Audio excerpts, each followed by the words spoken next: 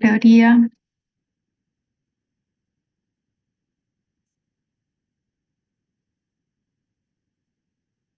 Ya, ahí va a aparecer. ¿Qué tal? ¿Cómo están, chicos? Buenas tardes. Hola, Gabriela.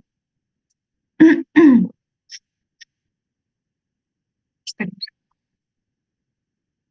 tal? Ya, a ver. Hola, hola, Brenda, ¿qué tal? Bien, chicos. Bueno, espero que se encuentren bien. Ya está empezando a hacer un poquito de frío, ¿no? No se vayan a estar amaneciendo porque cuando hace frío y uno se amanece es peor. Las posibilidades de enfermarse son más altas, así que traten de descansar bien, ¿ya? Ya. Bueno, ya aparece el material. Lo que vamos a ver está muy tarde, dice. Lo que vamos a ver el día de hoy es el tema de los grandes sistemas filosóficos, ¿ya? El periodo de los grandes sistemas filosóficos que comprende a Platón y Aristóteles, ¿ya? Sí, no, traten de no amanecerse. En todo caso, levantarse temprano, pero amanecerse no es muy bueno. Ya, chicos. A ver, vamos a ver entonces hoy día los sistemas filosóficos de Platón y de Aristóteles. Cuando hablamos de sistemas filosóficos, hablamos de las filosofías que crearon tanto Platón como Aristóteles, y se le llama sistemas porque ellos van a abordar muchos temas. En realidad van a ser los primeros filósofos en crear sistemas filosóficos como tal, porque el sistema se refiere a un conjunto de temas que ellos abordan, pero que todos de alguna forma tienen relación entre sí, por eso se le llama así. Por ejemplo, cuando en biología tú estudias el sistema respiratorio, el sistema endocrino, el sistema circulatorio, ¿por qué se le llama sistema? Porque son diversas partes del cuerpo que están interconectadas y que funcionan, digamos, como un circuito, ¿no? Por decirlo de alguna forma. Lo mismo con el sistema filosófico, es decir, aborda muchos temas, pero todos de alguna forma tienen un orden o están vinculados, no tienen relación entre sí, no son aislados. Platón y Aristóteles van a abordar muchos temas, por ejemplo, la ética, la política, van a también abordar el tema de la ciencia, el conocimiento, van a tocar temas, por ejemplo, que actualmente estudia la psicología, por eso el origen de la psicología está en la filosofía también, el arte, la poesía, van a abordar múltiples temas.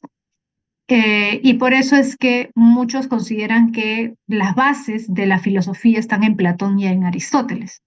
Sí, muchos consideran que la base de todo el pensamiento filosófico está ahí y por eso es que siempre los filósofos, incluso filósofos ya muy posteriores, siempre regresan a estos filósofos clásicos, ¿no? A Platón y Aristóteles.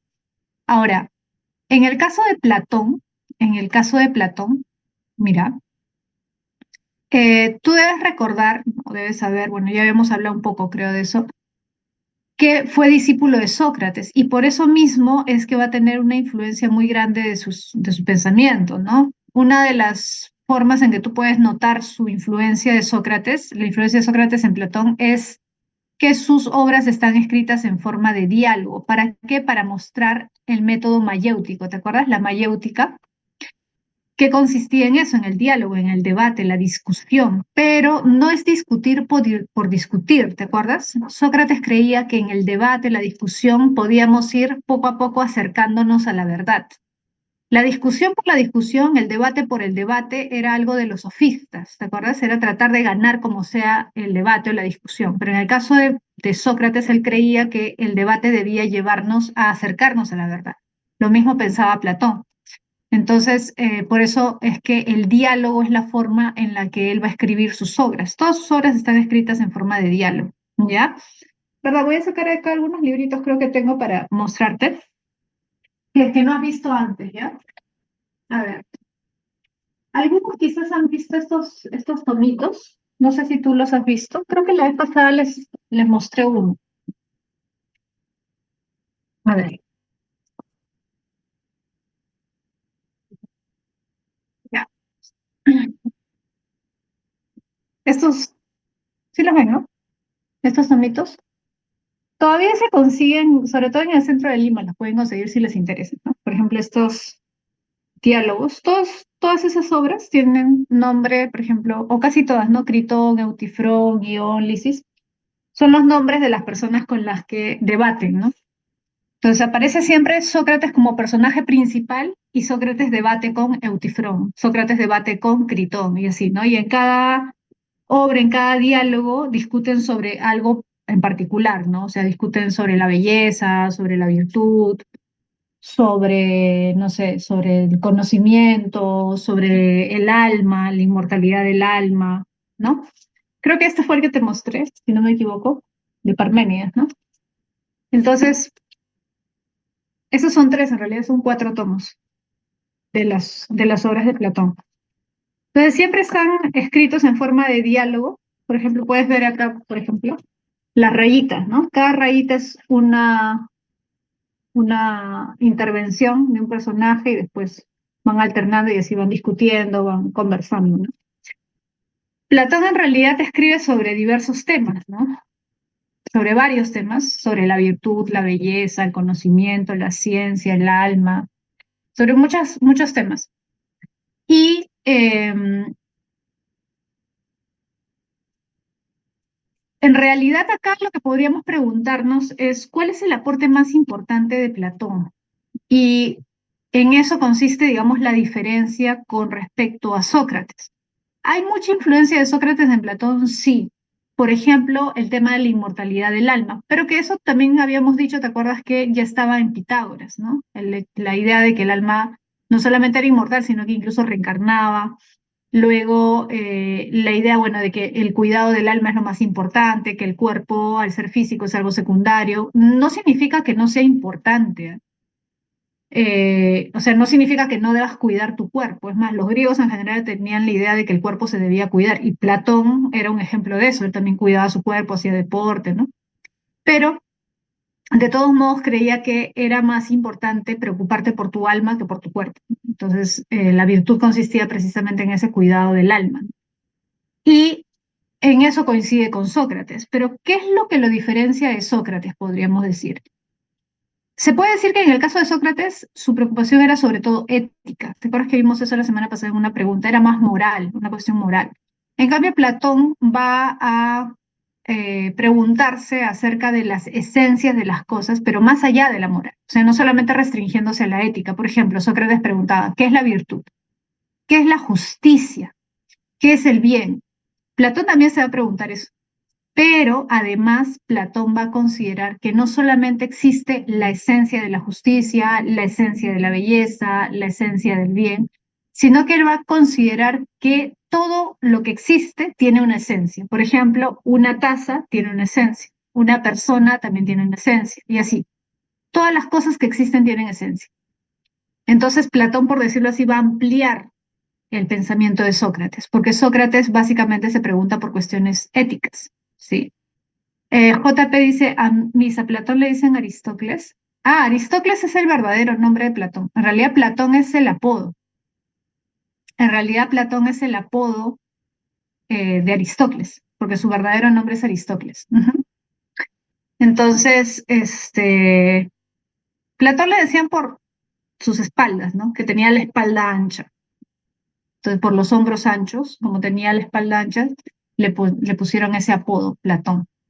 Pero bueno, así ha quedado. Por ejemplo, acá en las obras, siempre que buscas, vas a encontrar Platón. Nunca vas a encontrar Aristócles, a pesar de que Aristócles es su verdadero nombre, ¿no? Como si te dijeran, pues, no sé, JP, que tú, no sé cuál será tu apodo, que pases a la historia por tu apodo, ¿no?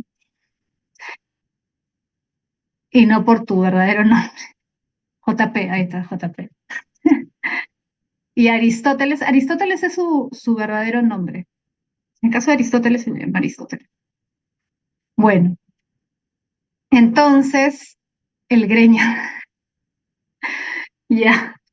Entonces, mira, Platón va a proponer un sistema filosófico, pero sobre todo va a ser conocido por su ontología, ¿ya? Su aporte más importante es su ontología. Él propone una nueva concepción ontológica. Voy a poner acá, ¿ya?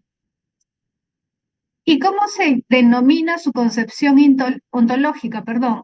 se le denomina teoría de las ideas. Esto es la teoría de las ideas. Fíjate en esa imagen, ¿ya? Teoría de las ideas.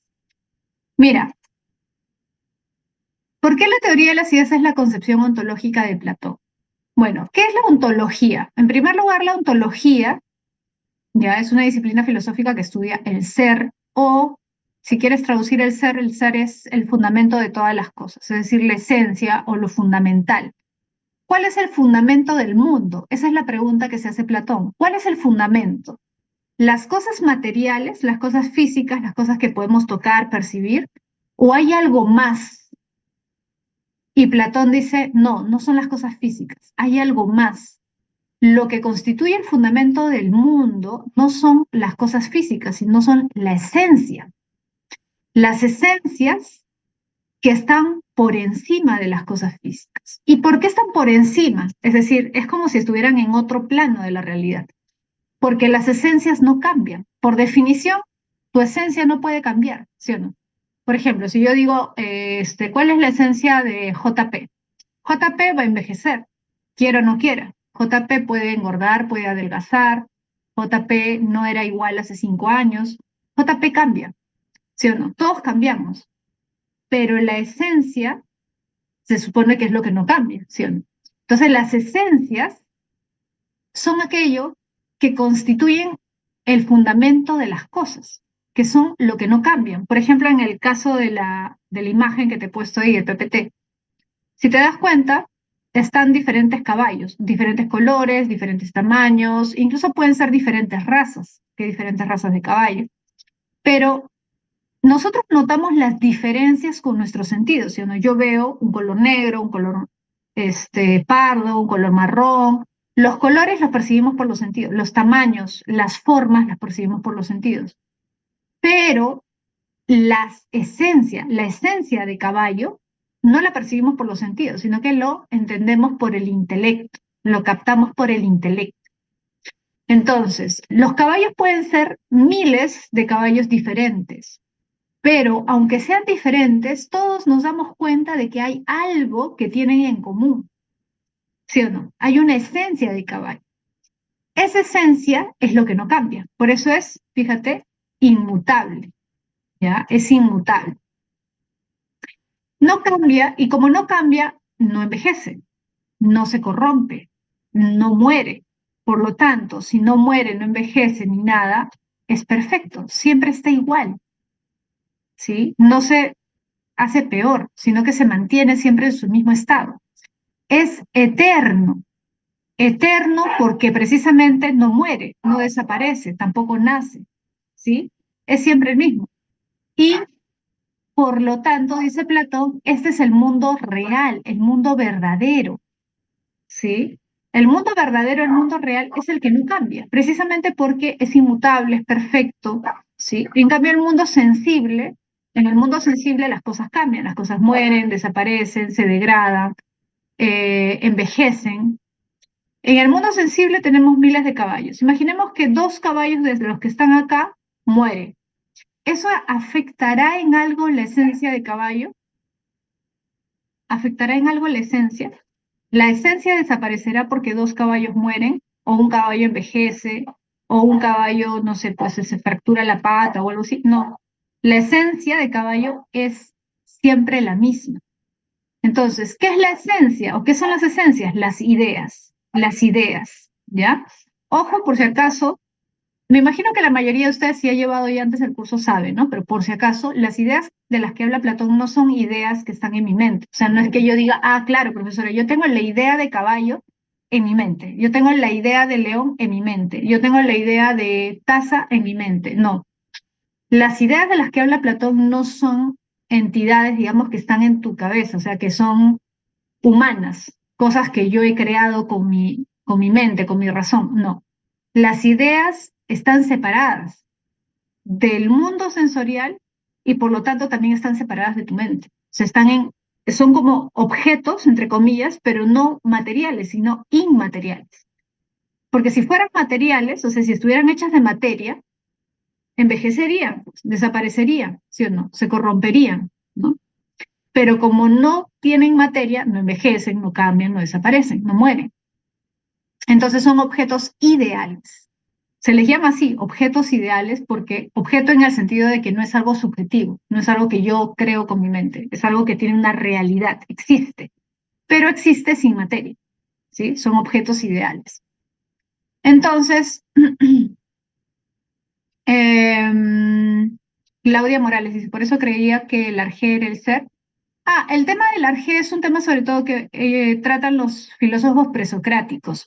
El ser depende de cada perspectiva, o sea, no hay un único ser, depende, por ejemplo, una concepción ontológica es la que plantea que hay un fundamento.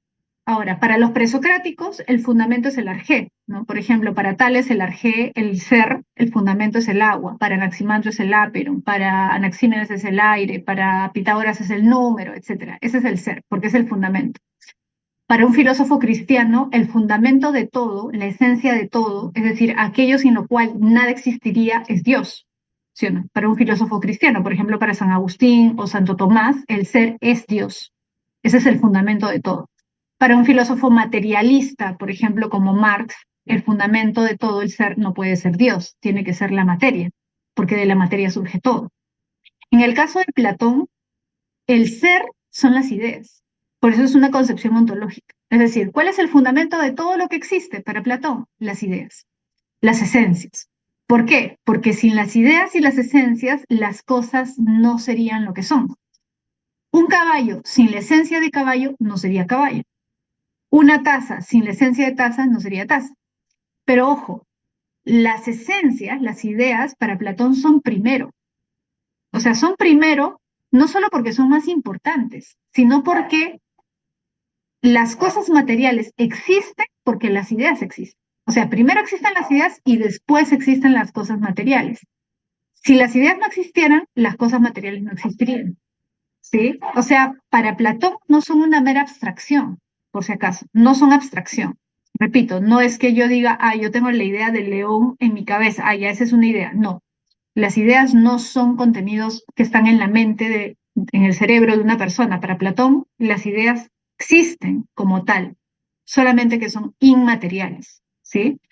Precisamente por eso es que muchas veces se ha, de alguna forma, asociado el pensamiento de Platón, y por eso es que muchos filósofos cristianos asociaron el platonismo con el cristianismo, pues porque suena como que una especie de cielo, ¿no? Como una especie de realidad inmaterial, ¿no?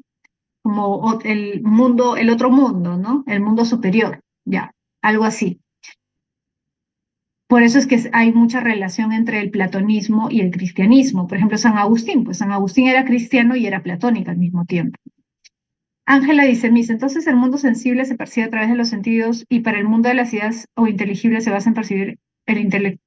Claro, es a través del intelecto, exactamente. El mundo físico, el mundo sensible, ¿cómo lo captas? ¿Cómo lo conoces? A través de tus sentidos.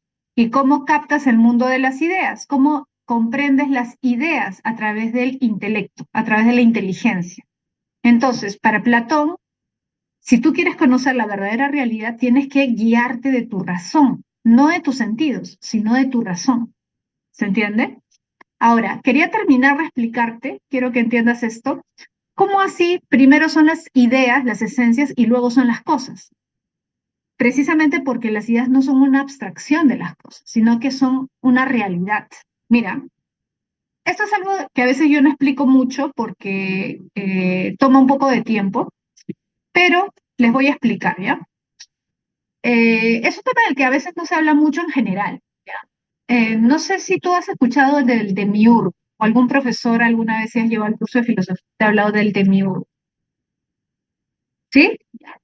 Platón cuenta, para los que no saben, Platón cuenta que hay una especie de dios, un dios artesano. Imagínate estos artesanos que trabajan con el barro. Has visto que hacen sus vasijas de barro, ¿no?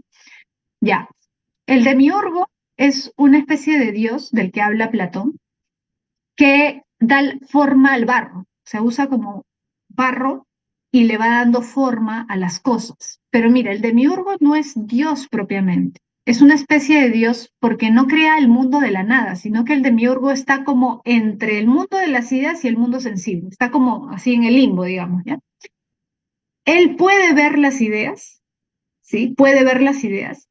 Y Platón dice, este Dios ve sus modelos, ve los modelos de las ideas. Imagínate como un escultor.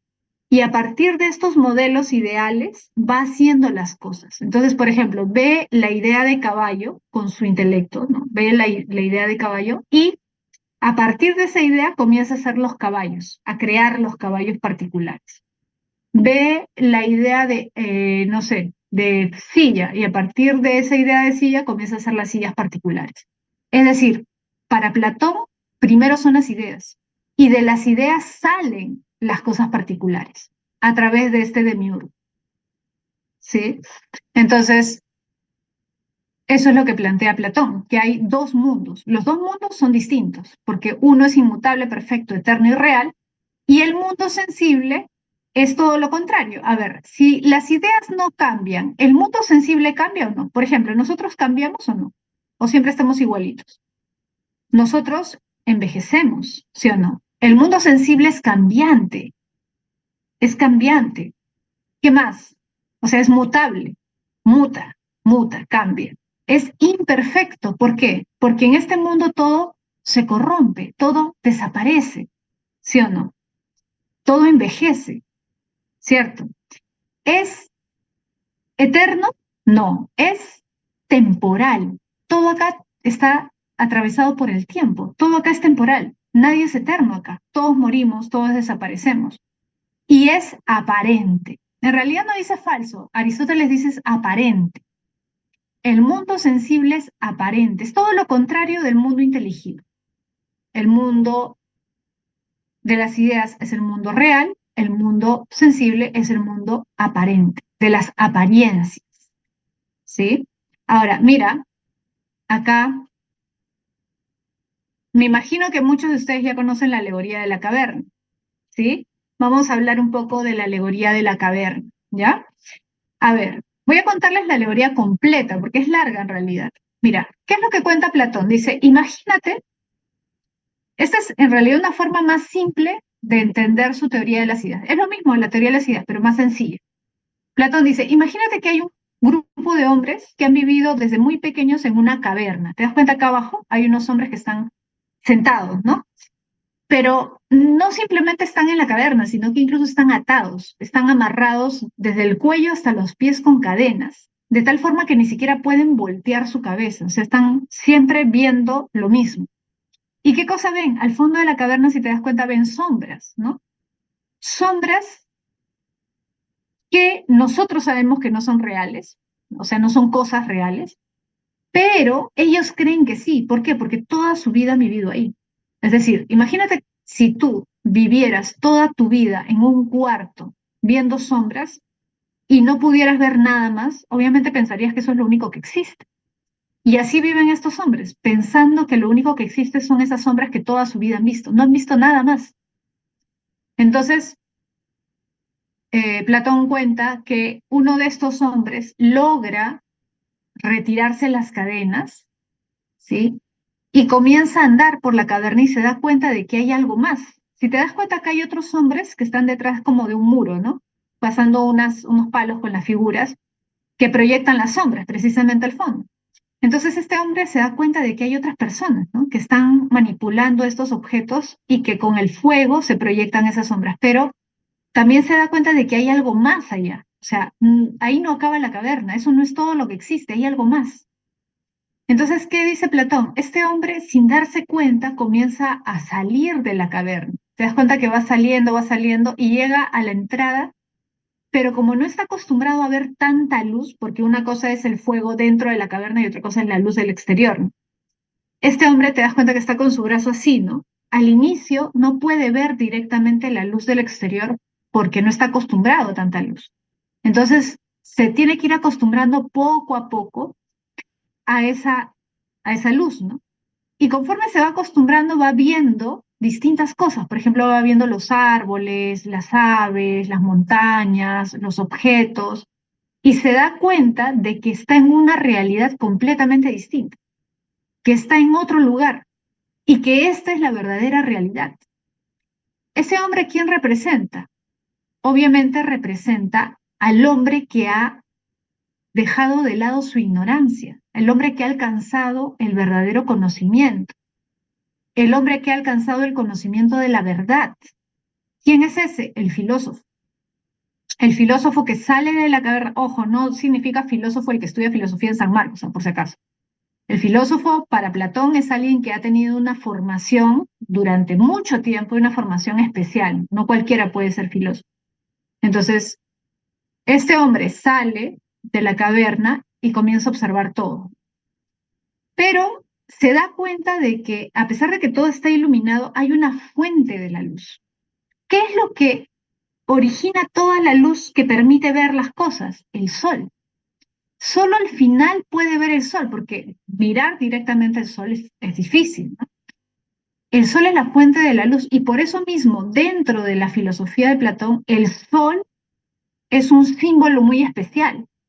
El sol representa la luz del conocimiento, pero representa también la idea más importante del mundo de las ideas, porque ojo, hay distinto tipo de ideas. Por ejemplo, está la idea de taza, la idea de silla, la idea de caballo, la idea de ser humano, la idea de árbol, etcétera. Todo para Platón tiene una idea, pero obviamente hay rangos, hay jerarquías de ideas.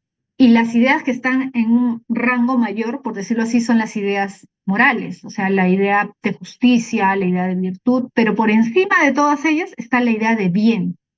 El sol, en la alegoría de la caverna y en la filosofía de Platón, representa la idea de bien, ¿sí?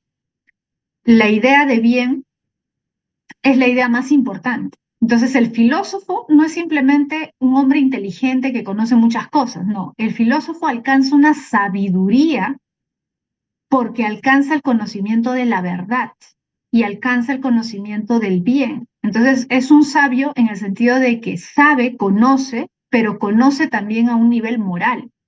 Y precisamente como alcanzar la sabiduría implica ser bueno, o sea, no puedes ser sabio y ser malo al mismo tiempo para Platón, eso es imposible. La verdadera sabiduría consiste en el conocimiento del bien. Es algo parecido a lo que plantea Sócrates. No sé si has escuchado del intelectualismo ético, es exactamente eso. El verdadero sabio es el que conoce el bien y por lo tanto no puede haber un sabio malo.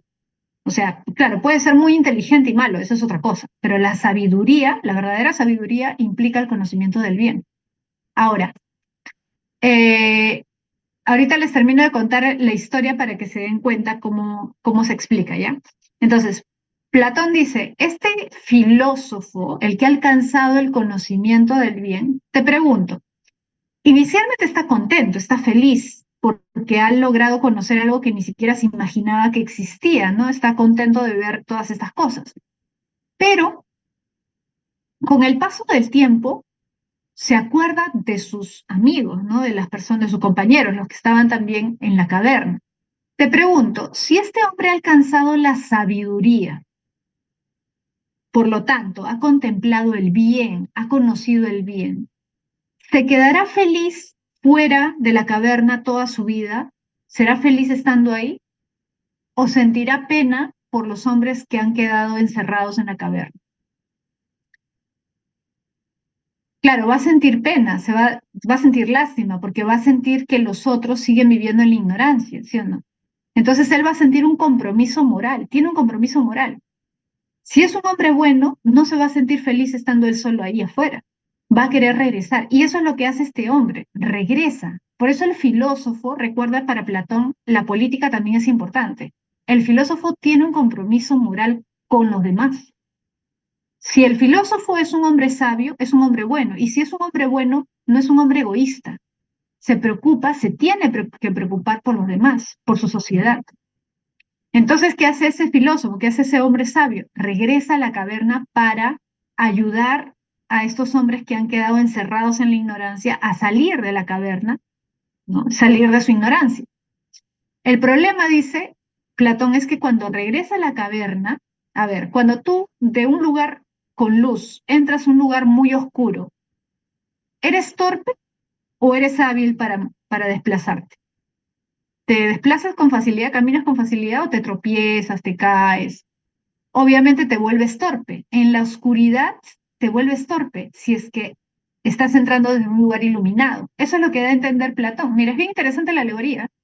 Lo que da a entender él es que el sabio, dentro de una sociedad donde la mayoría vive engañado y vive viendo sombras y viviendo de apariencias, el sabio es visto como un loco, pues como alguien torpe, alguien tonto. La gente no entiende su sabiduría, la gente no entiende su forma de comportarse, no entiende de qué cosas le habla. Entonces este hombre ingresa a la caverna, pero como ya no está acostumbrado a esa oscuridad, comienza a cometer errores, a tropezarse, ¿no? A hacer una serie de cosas. Claro, la caverna representa, ¿qué cosa? El mundo sensible, pues. El mundo sensible, el mundo de apariencias. ¿Sí o no? En el mundo sensible, o sea, la mayoría de hombres, ¿cómo vive? Mira, la mayoría de hombres vive en el mundo sensible, guiado por sus sentidos. ¿La mayoría se guía por sus sentidos o no? Por lo que ve, por lo que escucha. Ah, me dijeron tal cosa. ¿M? O yo opino tal cosa. Pero opinamos muchas veces sin conocer, sin saber, ¿no? Respeta mi opinión. Ya, pero a veces tu opinión puede ser equivocada, ¿no? Entonces, la mayoría en el mundo, la mayoría de las personas que viven en el mundo se guían por sus sentidos, se guían por las apariencias, se guían por las opiniones. Este hombre que ha salido de la caverna, ¿qué cosa representa ese mundo exterior? El mundo exterior, ese mundo donde está el sol y todo lo demás, ese es el mundo de las ideas. Es el mundo que ha alcanzado este hombre, ¿no? Al salir de la caverna. Pero, ojo, esta es como una especie de metáfora, o sea, no es que realmente piense Platón que es así, ¿no? Es una forma simple, es como una parábola. Así como Jesús explicaba, ¿te acuerdas? Daba enseñanzas a través de parábolas, de cuentos, igual. Platón trata de explicar su teoría de las ideas de esta manera que es más simple. Entonces, este mundo iluminado es el mundo de las ideas, que solamente alcanzan a aquellos que se guían a través de su razón.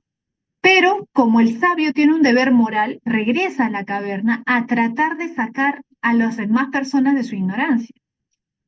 Pero el problema es que si alguien te dice que eres ignorante o que estás equivocado, ¿te lo tomas a bien o no? La mayoría se toma bien que le digan que es ignorante o que está equivocado, o que les haga preguntas que los hacen quedar mal, que no pueden responder. No, la mayoría no, pues, ¿no? Entonces, ¿qué pasa?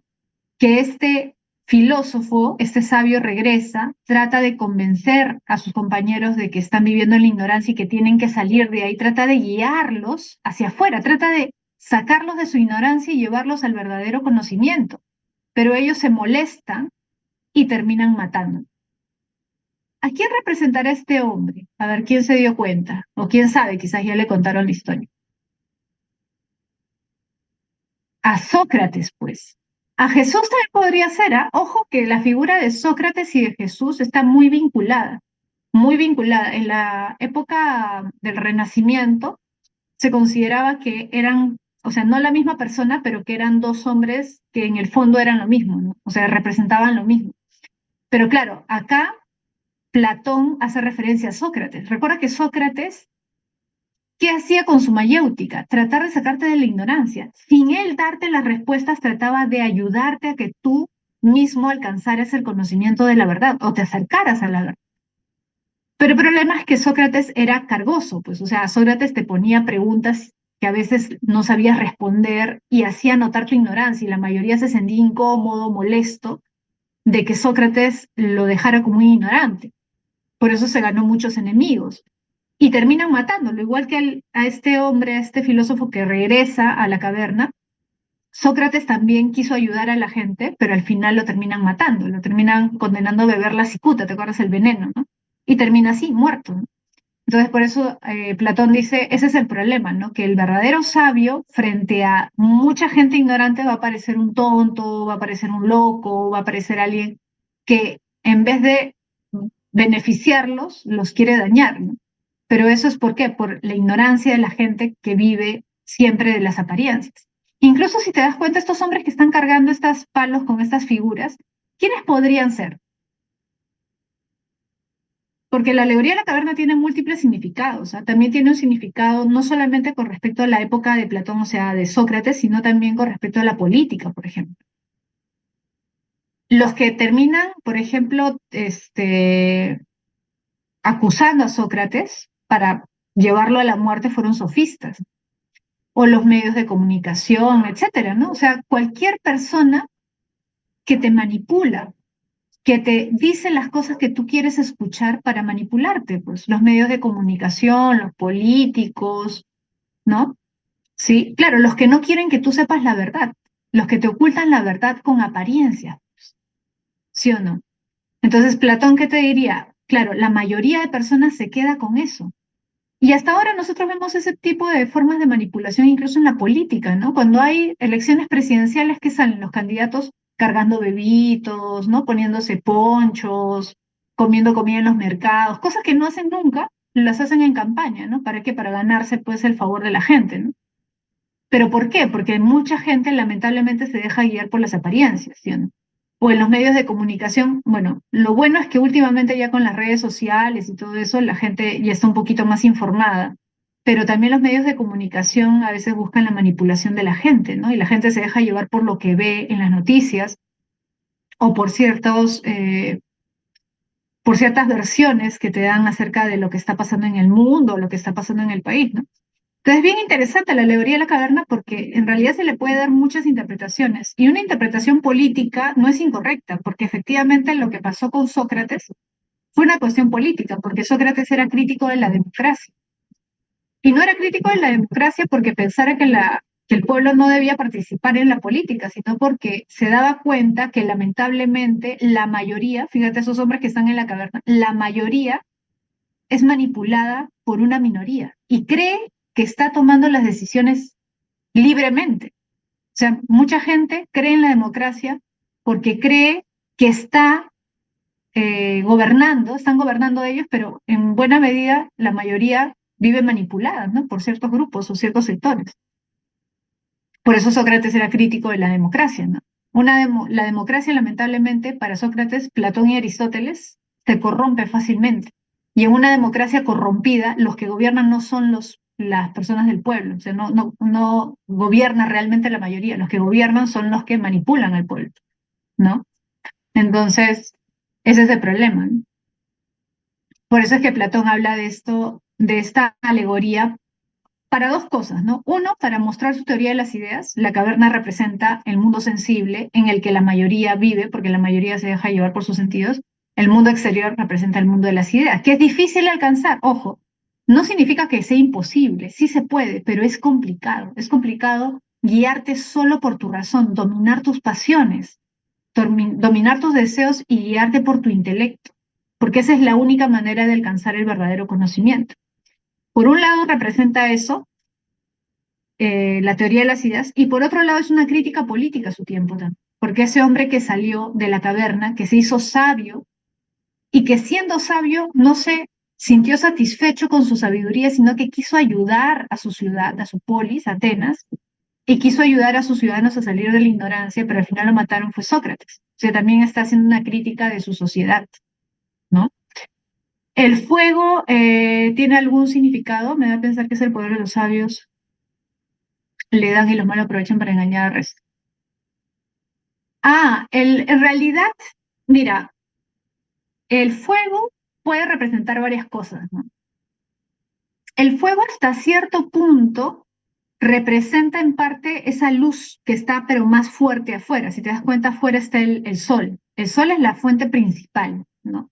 El fuego puede representar como una pequeña parte de esa sabiduría, por decirlo así, que está ahí, pero que no es la verdadera, ¿no? No es la verdadera sabiduría, sino que es un conocimiento aparente, digamos, dentro de la caverna. Por eso es que dentro de la caverna no puedes alcanzar un verdadero conocimiento, solo un conocimiento aparente.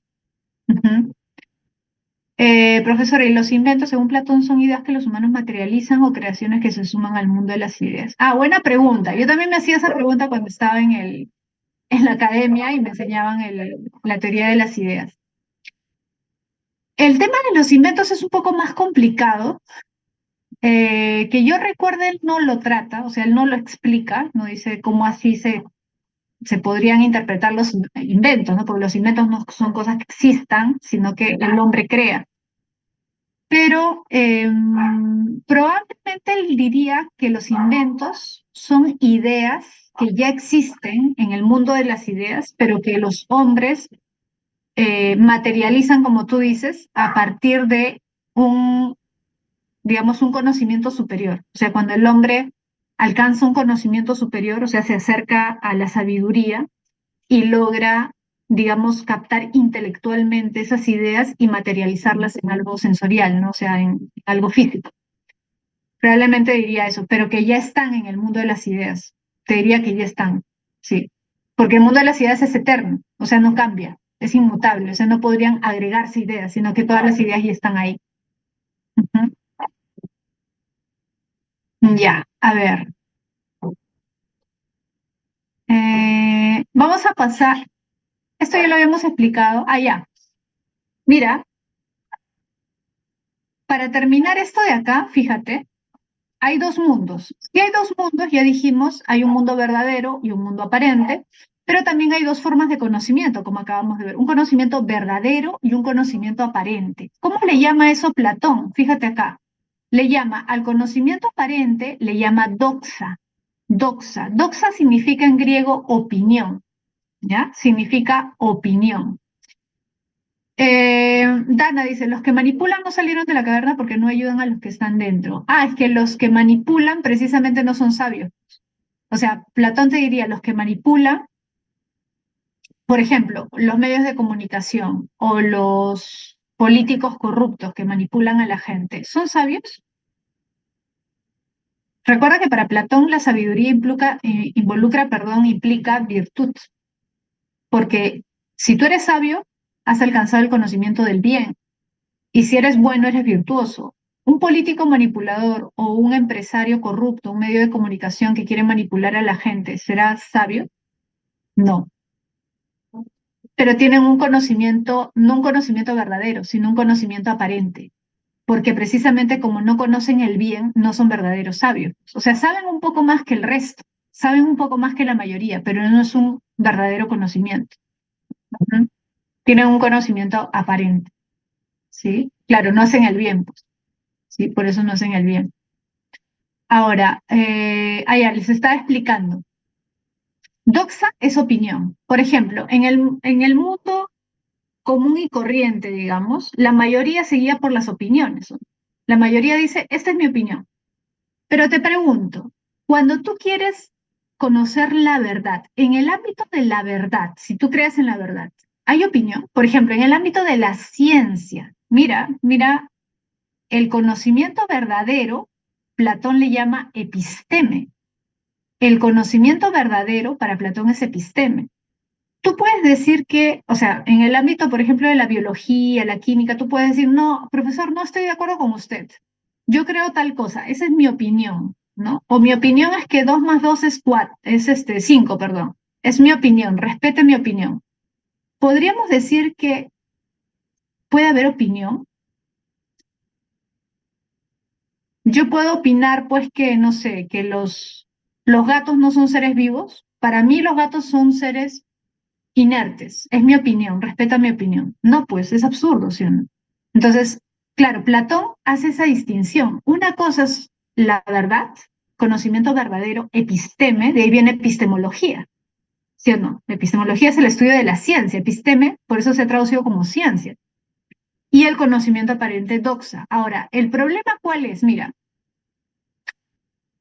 alguien podría decir, ah, ya, profesor, entonces los conocimientos científicos, por ejemplo, la biología, la química, la matemática, son epistémicos. ¿Y qué sería, por ejemplo, la ética o la filosofía política o la política en general? ¿Doxa? En esos ámbitos todo es opinión. En la moral todo es opinión. ¿Tú qué crees que diría Platón? ¿Mm? ¿Qué crees que diría Platón? ¿Recuerdas a los sofistas y a Sócrates? Para los sofistas todo es relativo, ¿sí o no? Cada uno tiene su opinión, cada uno tiene su percepción de las cosas, ¿te acuerdas? Por ejemplo, para mí, no sé,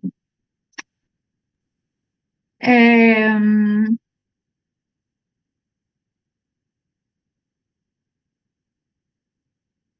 no sé, levantarme de la mesa antes de que otros hayan terminado de comer no está mal, pero para Pepito sí, porque a él lo han criado de otra forma, ¿no? Entonces, bueno, somos dos personas diferentes que hemos sido criadas en culturas diferentes o de manera diferente, y bueno, ninguno está bien ni está mal.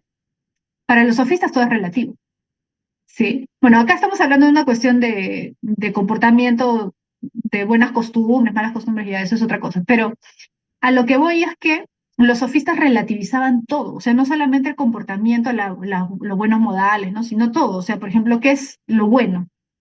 ¿Robar está bien o está mal? Un sofista te diría, depende. Si en tu cultura está penado robar porque eso trae una serie de consecuencias, porque eso han establecido las leyes, los hombres se han puesto de acuerdo, entonces está mal. Si en otra cultura no está prohibido, pues estará bien para ellos. Es relativo, ¿sí? No sé, pues ser infiel, ¿está bien o está mal? Depende. Quizás en otra cultura ser infiel no es algo, no es algo que esté mal visto. El homo mensura, claro, efectivamente. Eso decían los sofistas, pero Sócrates creía que no todo es relativo, ¿te acuerdas? Sócrates decía, no, sí hay verdad. No es que la justicia depende de mi punto de vista, la justicia es la justicia, hay que tratar de entender cuál es la esencia de la justicia. Sócrates y Platón también van a pensar así. Entonces, para Platón no es solamente, ojo, no es solamente en la biología, la química, la matemática, donde hay episteme, conocimiento objetivo, y que todo lo demás es subjetivo. Doxa es subjetivo, opinión. No, para Platón también la justicia, o sea, las cuestiones de la ética, la política, también son objetivas. Por eso es que él critica a los sofistas. No solamente Sócrates criticó a los sofistas, Platón también critica a los sofistas, porque dicen, no, no todo es relativo. También en el ámbito de la sociedad, digamos, o sea, de la moral, de la ética, de la política, también debemos buscar el conocimiento. El hecho de que sea más difícil no significa que sea imposible. Porque claro, yo entiendo que varios pueden decir, profesora, pero bueno, hay puntos de vista diferentes, ¿no? Ya, pero el hecho de que hayan 10 puntos de vista diferentes significa que todos son válidos, que todos están bien. Platón te diría, no, pues hay que tratar de encontrar cuál está bien o si ninguno de los 10 está bien y otra forma de entender ese problema, ¿no? Pero el hecho de que haya muchas opiniones no significa que todas las opiniones sean válidas. Entonces, Platón por eso plantea que hay un conocimiento verdadero. El conocimiento verdadero se da si tú te guías por tu intelecto, ¿no? Y logras conocer las esencias. Por ejemplo, ¿qué es la virtud? ¿Sabes qué es la virtud? ¿Conoces la virtud? ¿Qué es la justicia? ¿Sabes qué es la justicia? La justicia en sí, ¿sí? ¿Se puede lograr ese conocimiento? Sí. ¿Es fácil? No. Pero si te guías por tu intelecto, lo puedes lograr. Pero si solamente te guías por tus sentidos, por las apariencias, por las opiniones de la gente, no vas a alcanzar el conocimiento verdadero. Eso es lo que critica Platón. ¿Te das cuenta? Entonces, conocimiento verdadero, episteme, mundo de las ideas. Conocimiento aparente, doxa, mundo sensible. ¿Sí? Y por último, mira, tenemos la concepción antropológica de Platón, que es dualista. Dualista, ¿por qué? Porque dice que tiene dos elementos, cuerpo y alma. O sea, el hombre es dual, es un compuesto de dos elementos, cuerpo y alma. El cuerpo, obviamente, es la parte mortal. El cuerpo muere, el alma no muere para Platón. Recuerda que hay una influencia ahí de Pitágoras, de Sócrates. El alma es inmortal para Platón. El alma reencarna, reencarna muchas vidas, durante mucho tiempo. Y por eso Platón dice, hay que esforzarnos por ser buenos, por ser virtuosos, porque si nos esforzamos por ser virtuosos, nuestra alma en el futuro va a reencarnar en un hombre mejor, va a perfeccionarse y va a llegar un momento en que ya no necesita reencarnarse, porque va a ser sumamente virtuosa. Es como que se va a liberar del cuerpo. Entonces, por eso él plantea esta dualidad entre el cuerpo y el alma. Los dos, ojo, se cuidan. Platón cuidaba su cuerpo también, ¿no? Por eso es que Platón tiene este apodo, ¿no? De espaldas anchas, ¿no? Porque él cultivaba el deporte. Todos los griegos le prestaban atención al cuidado del cuerpo, pero lo que criticaba Platón es que hubiera gente que se preocupara solo por su cuerpo, o principalmente por su cuerpo, y no se preocupara por su alma. Eso es lo que criticaba él. Él decía, de los dos, más importante es el alma. Deberíamos esforzarnos más por ser virtuosos que por ser bellos físicamente, ¿no? Y por eso él dice esto, que también lo decía Sócrates, ¿no? El cuerpo es la cárcel del alma, porque el cuerpo siempre te plantea, o sea, no en el sentido de que el cuerpo sea completamente malo, pero el cuerpo te ata al mundo. Por ejemplo, Platón tiene una frase bien bonita, no recuerdo en qué diálogo está, pero es bien bonito porque te dice, es como cuando tú estás estudiando, cuando estás leyendo, estás estudiando, estás haciendo un ejercicio, qué sé yo, te quieres concentrar, ¿sí o no? Estás estudiando, no sé, biología, química, pero te da sueño, o te da hambre, o te da sed, o te da ganas de ir al baño, ¿no? El cuerpo te impide, es como una especie de obstáculo para que tú alcances el conocimiento, para que alcances la verdad. Tú quieres, tu alma se esfuerza por alcanzar, pero está encerrada en un cuerpo que le está pidiendo siempre cosas, le está pidiendo cosas y no la deja en paz, no la deja tranquila, te limita, claro. ¿Te imaginas si no sintieras sueños, si no sintieras hambre, todo lo que podrías estudiar? Por eso Platón dice, el cuerpo es como un obstáculo, ¿no? Es como una cárcel que nos mantiene atado al mundo. Y peor si tienes deseos, pues, de cosas, ¿no? De cosas materiales, ¿no? Es peor, ¿sí? Entonces, para Platón, el alma y el cuerpo son parte, o mejor dicho, son los elementos que conforman al ser humano, ¿no? La parte mortal y la parte inmortal. Pero, mira, te he agregado acá una diapositiva que a veces no lo explico, pero creo que es importante para explicar o entender mejor a qué se refiere con el alma y cuáles son digamos, las características del hombre, ¿ya? Mira, esta es la alegoría del carro alado. Así como tenemos la alegoría de la caverna, tenemos la alegoría del carro alado, que es una alegoría menos conocida, pero es interesante para entender también la diferencia con Sócrates, porque Sócrates condenaba todo tipo de pasiones. Para Sócrates todas las pasiones eran malas, pero Platón va a decir, no, hay pasiones que son positivas. Mira, el alma, ojo, no el hombre, ¿ah? No el hombre es cuerpo y alma. Ya, ahora nos quedamos con el alma. El alma tiene tres partes. Por eso esto se le llama la teoría tripartita del alma. El alma tiene tres partes. Fíjate en la figura. Tenemos el auriga. ¿Has visto Ben-Hur? ¿Has visto Ben-Hur? Me imagino que algunos sí. ¿Sí? Ya. En Ben-Hur tú ves, hay una escena clásica que es la carrera de caballos, ¿no? La carrera de carruajes, perdón, con los caballos. Ya. Está ahí el auriga, el cochero, es el auriga, que representa el alma racional. Pero hay dos partes más del alma. Hay dos caballos, en este caso, ¿no? Hay dos caballos, un caballo blanco y un caballo negro. La que siempre debe guiar es el alma racional, por eso es el cochero. El cochero tiene las bridas de los caballos, está ahí guiándolos. El caballo negro representa las pasiones bajas, las pasiones más difíciles de controlar, por ejemplo, los deseos carnales, el deseo de riqueza, el deseo de poder, que es difícil de controlar. Mientras que el caballo blanco representa las pasiones nobles, las pasiones buenas, porque hay algunas pasiones que pueden ser buenas, dice Platón.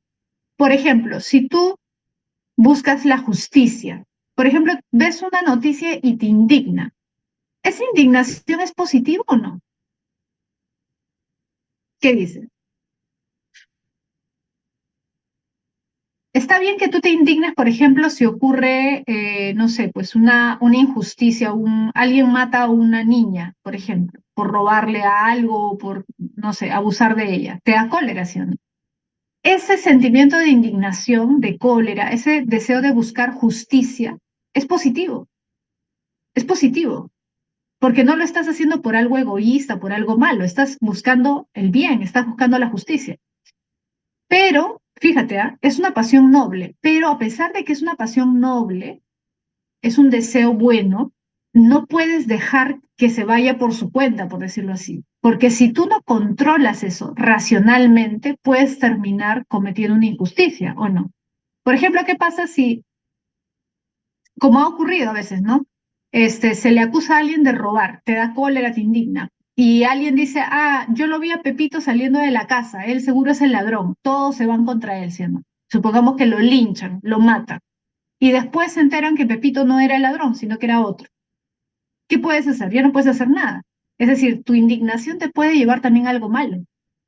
La indignación no es mala, pero si tú dejas que el deseo, la pasión se vaya por su cuenta, puedes terminar cometiendo una injusticia. Entonces, la razón es fundamental para guiar las pasiones.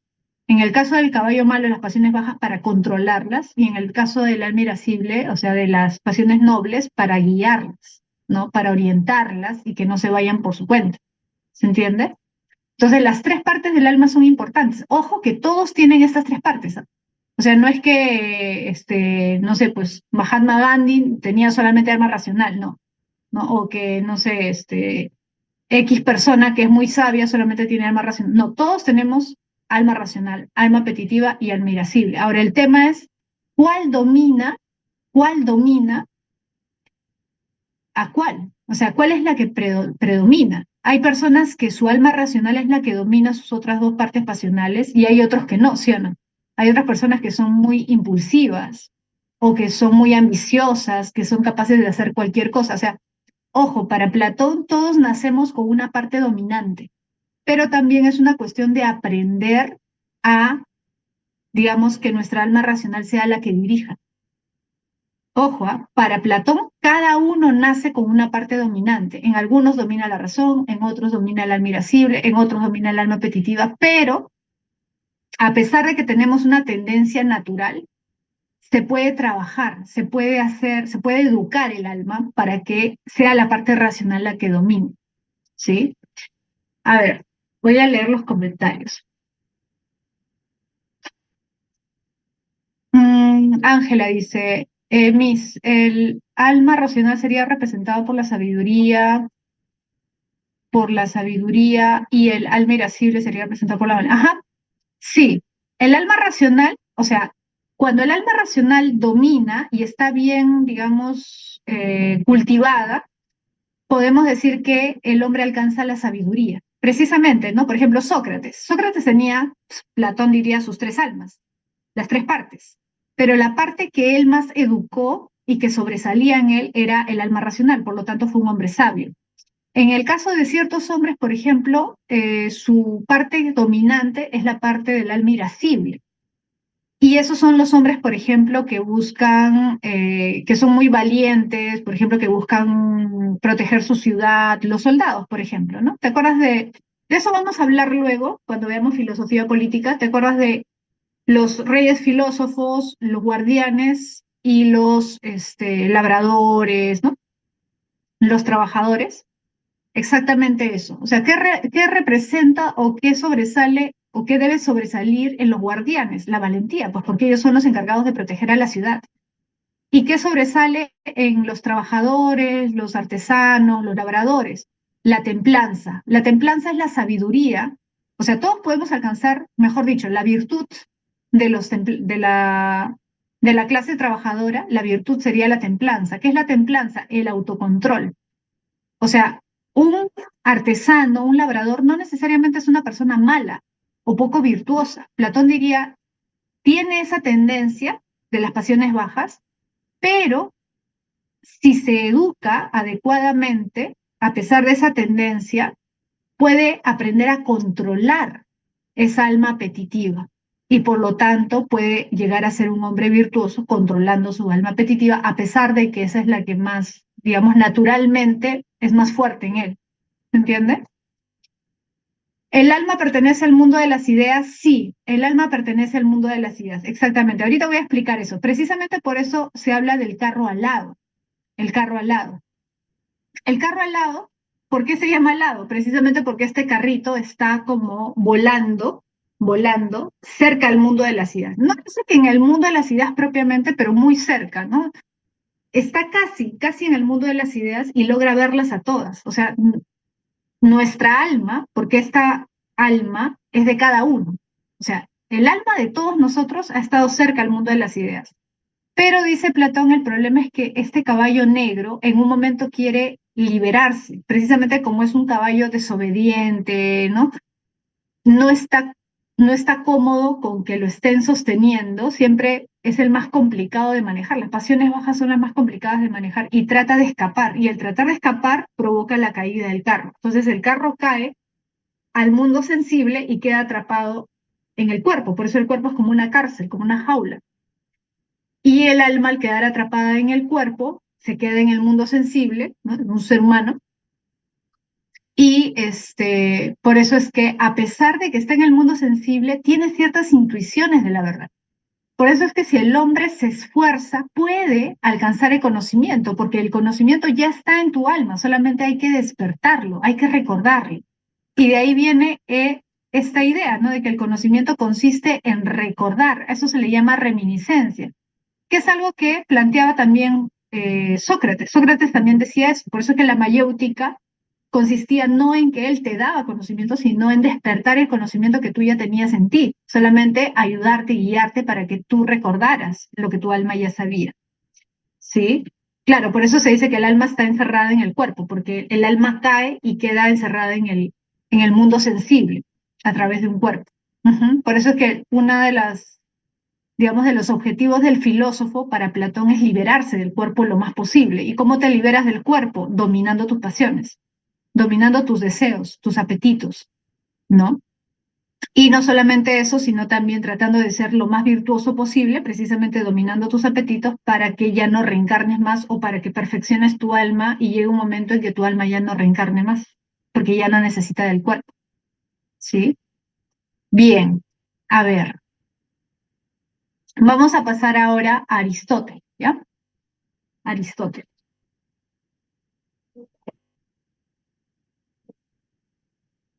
A ver, antes de pasar a Aristóteles, voy a respirar, que he hablado bastante. ¿Tienen alguna duda, alguna pregunta sobre lo que hemos visto de Platón? ¿Les ha quedado claro o tienen alguna duda acerca de lo que plantea Platón?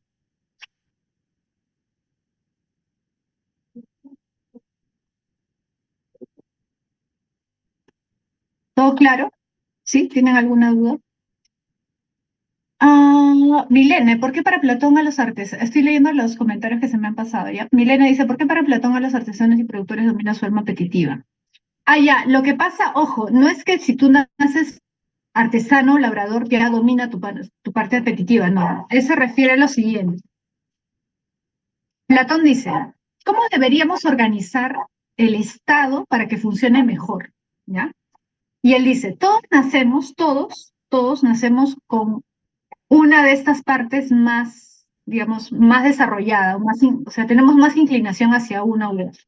Hay personas que por naturaleza son más racionales, otras que son más impulsivas, caballo negro, otras que son valientes, caballo blanco, que son, digamos, irascibles en el sentido positivo, ¿no? O sea, que son arrojadas, son, no sé, les gusta experimentar y todo, pero no se dejan tampoco dominar por las pasiones bajas, ¿ya? Todos nacemos así, con una parte más desarrollada que la otra. Entonces, ¿qué dice Platón? Platón dice, para aprovechar la naturaleza de cada uno, cada persona debería cumplir una función de acuerdo con su tendencia natural. Entonces, ¿a quiénes deberíamos darle el control del Estado? Obviamente, para Platón, a los más racionales. No le vas a darle el control del Estado a los que buscan riqueza, poder, el caballo negro, ¿no? Los más impulsivos, obviamente. ¿Se entiende? O sea, los que tienen más desarrollada su parte racional, ellos deberían ser los que gobiernen el Estado. Los que tienen más desarrollada su parte irascible, son más valientes por naturaleza, deberían ser los encargados de proteger la ciudad, los guardianes. Y los que nacen con una tendencia pasional más fuerte, o sea, alma apetitiva, deberían ser los que se encarguen de las cuestiones, digamos, físicas, pues, ¿no? O sea, más manuales, más materiales, ¿no? Que tienen que ver con la labranza, la artesanía, esas cosas.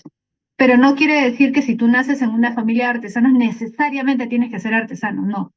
Al contrario, incluso Platón dice, precisamente por eso es bueno ver a los niños y ver qué tendencia tienen los niños. Y de una familia de artesanos puede salir con un niño con una tendencia más racional y a él lo deberíamos educar para que sea un futuro gobernante. ¿Se entiende? A eso se refiere. Ya. Mm, mm,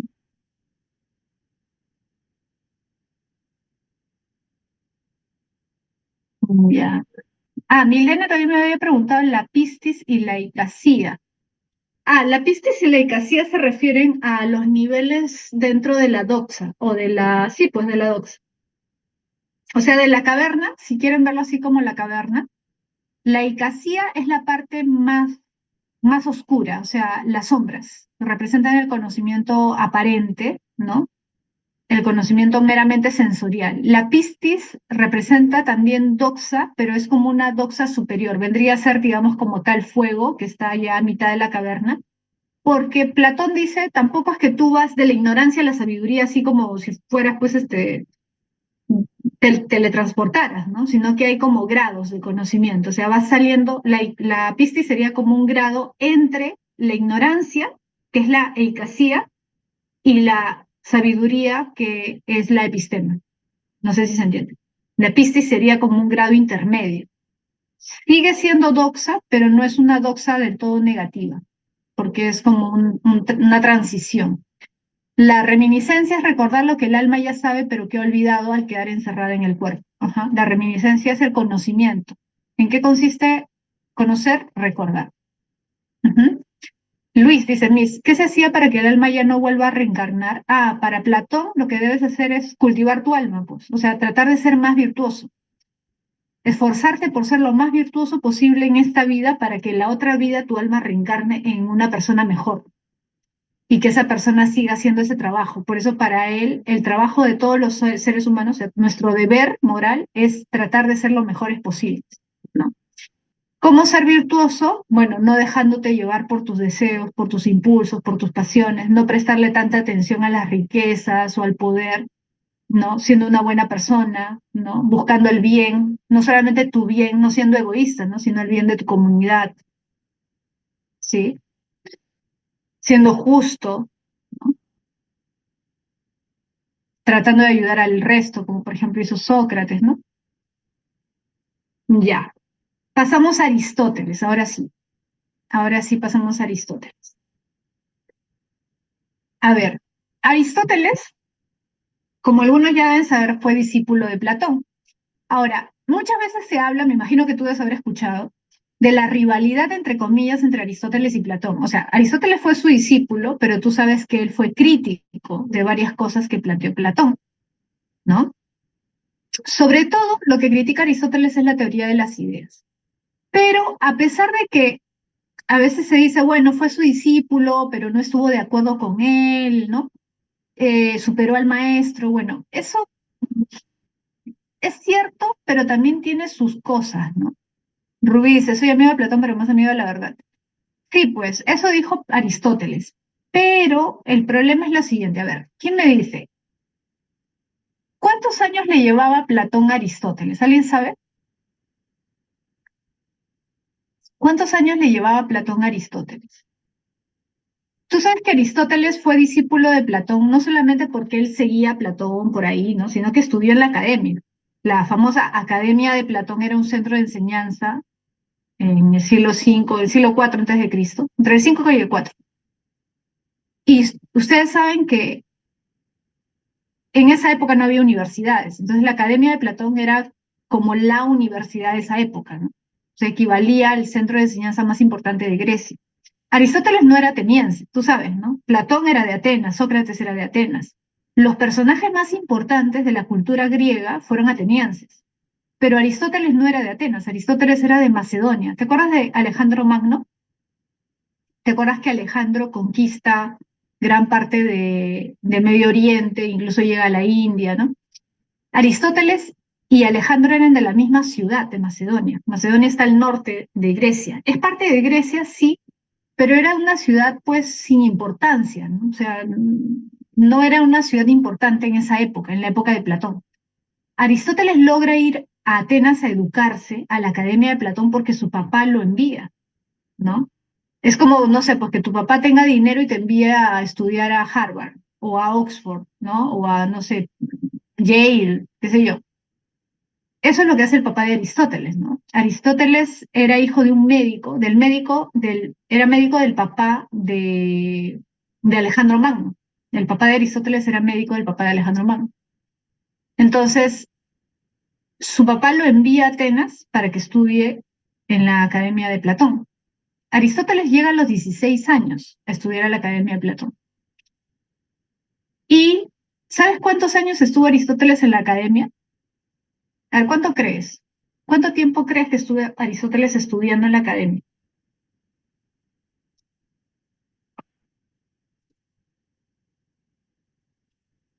¿Cuántos años crees que estuvo Aristóteles estudiando en la academia? Por ahí ya están googleando todos. 20 años. Desde los 16 hasta los 36. Desde los 16 hasta los 36 años estuvo Aristóteles ahí. Y Aristóteles se va de la Academia de Platón, sí, claro, pero la Academia de Platón no era pues como una academia, ¿no? Era una especie de universidad prácticamente. Aristóteles sale de la academia cuando Platón muere. O sea, si Platón no hubiera muerto, probablemente Aristóteles hubiera seguido 5 o 10 años más, ¿no? Aristóteles deja la academia cuando Platón muere a los 80 años. Entonces, mira, Aristóteles tenía 36 y Platón tenía 80 cuando murió, ¿sí? Entonces se llevaban 44 años. Platón le llevaba 44 años a Aristóteles. Y se habla mucho de la crítica de Aristóteles, pero el tema es que Aristóteles comienza a criticar a Platón cuando Platón ya había muerto, porque las obras de Aristóteles son obras que él escribe después de la muerte de Platón. O sea, Platón no tenía forma de defenderse de las críticas de Aristóteles, lo cual también es un poco, pues, problemático, ¿no? Que le tenía miedo, no que le tuviera miedo, pero digamos que hubiera sido más justo, creo, si Aristóteles lo hubiera criticado cuando Platón todavía estaba vivo, ¿no? Para que Platón, pues, tuviera derecho a réplica, ¿no? Para que se defendiera o para que explicara en qué estaba equivocado o admitiera si estaba equivocado en algo, ¿no? Pero no se dio eso, no se llegó a dar eso, ¿no? Bueno, la cuestión es que Aristóteles comienza a crear su propia escuela cuando Platón muere, crea el Liceo, ¿no? Que es su propia institución y comienza a tener sus propios discípulos. En el liceo él va a tener un estudio más biológico, científico, si quieres llamarlo así. Por eso es que muchas veces desde la ciencia, sobre todo desde la biología, la botánica, se le valora bastante a Aristóteles, porque él como hijo de médico, recuerda que él era un hijo de médico, le interesaba el cuerpo humano, el cuerpo, los animales en general, ¿no? La vida, entender cómo funcionaban los organismos vivos. Incluso, no sé si sabes, pero Aristóteles tuvo una especie de mini zoológico cuando Alejandro Magno, que fue su discípulo, comenzó a conquistar territorios, le encargó a Alejandro que cuando regresara de viaje o si podía, le mandara especímenes, ¿no? Le mandara especies de plantas, especies de animales. Y comenzó a tener como una especie de mini zoológico a partir de lo cual pudo hacer estudios, ¿no? De los animales. Aristóteles tenía una visión un poco más científica, si quieres verlo así, pero científica en un sentido más biológico de la realidad. Platón también le interesaba la ciencia, pero recuerda que él era sobre todo alguien que valoraba mucho las matemáticas. Él era sobre todo matemático, ¿no? Por la influencia que tuvo de Pitágoras y de otros discípulos que él tuvo que también eran matemáticos, ¿no? Bueno, la cuestión es que Aristóteles le critica a Platón qué cosa, principalmente. Por ahí alguien ya lo había puesto, no recuerdo quién lo mencionó, pero lo que critica a Platón, Ángela, ¿no? Es que no existía, o sea, mejor dicho, Platón no dice que no existe el mundo sensible, pero dice que el mundo sensible es aparente, que es secundario, que no es lo más importante, ¿no? Este mundo sensible. Y Aristóteles va a decir que no, que el mundo sensible es real, que el mundo sensible no es aparente, ¿no? Y además critica la existencia del mundo de las ideas. Va a decir, fíjate, es absurdo duplicar los mundos. O sea, Platón se inventa un mundo, que es el mundo de las ideas, para explicar las esencias de las cosas. Ojo, perdón, Aristóteles no crea en las ideas. Aristóteles cree que sí existen ideas, que sí existen esencias. O sea, las esencias de las cosas sí existen, pero no existen en otro mundo. Por ejemplo, yo tengo esta taza. Mira, lo que Aristóteles va a plantear es lo que se conoce como la teoría de la sustancia, ¿ya? ¿Qué es la teoría de la sustancia? La teoría de que todo lo que existe en el mundo está hecho de sustancias. Por ejemplo, esto es una sustancia, este celular es una sustancia, yo soy una sustancia, este libro es una sustancia, sustancia libro, sustancia taza, ¿sí? Son sustancias. ¿Qué es una sustancia? Una sustancia es un compuesto de materia y forma. Materia y forma. En el caso de los objetos, por ejemplo, una taza, un libro, materia es de qué está hecho. En este caso está hecho de cerámica, pongamos ya. Esto es cerámica.